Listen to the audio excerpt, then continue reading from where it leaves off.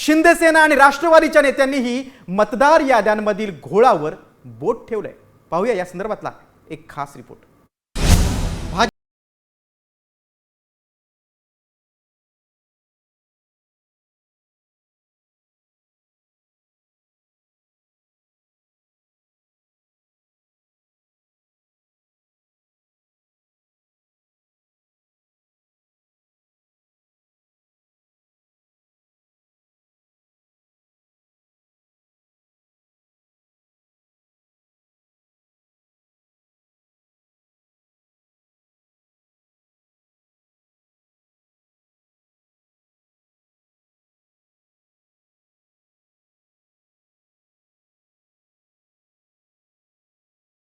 हे आरोप केले।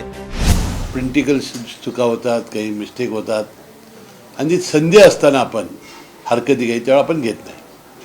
आणि मला वाटतं अशा चुका हे मला वाटते प्रशासन दुरुस्त करेल असं मला वाटतं। युतीच्या सगळ्या पक्षांची सुद्धा अशी सदोष मतदार यादीवर निवडणुका घ्यायला असा आमचाही आक्षेप आहे। या याद्या दुरुस्त करायला आमची काही हरकत नाही। चार ठिकाणी नावं टाकणे, काही बोगस नावं टाकणे, हे जे काही प्रकार आहेत ते थांबले पाहिजे, हे प्रत्येक नागरिकाचं मत आहे। जो मतदानाला जात नाही त्याच्या नावावर जेव्हा मतदान होतं त्या टायमाला एक आशयाचा धक्का बसतो। आता हा कोणता पक्ष करतो का कार्यकर्ता करतो या वादात मी जात नाही, परंतु हे नसावं या मताचे आम्ही सुद्धा आहोत। काही दिवसांपूर्वी शिंदेसेनेचे बुलढाण्याचे आमदार संजय गायकवाड यांनीही 4000 बोगस मतदार असल्याची तक्रार करत निवडणूक आयोगावर निशाणा साधला होता। आम्ही स्वतः जिल्हाधिकाऱ्यांना पत्र दिलं की बुलढाणा शहरामध्ये 4000 नावं अशी आहेत की जी डबल आहेत किंवा ती तर डिलीट झाली पाहिजे। मग तुम्ही निवडणूक आयोग कोणाचं नाव मुक्तीचं नाव काढत पण नाही, नवीन टाकू पण देत नाही। मग ज्यांना मतदानाचा अधिकार जे वयाच्या 18 वर्षात आले त्यांचा अधिकार तुम्ही हिणवून घेत नाही का?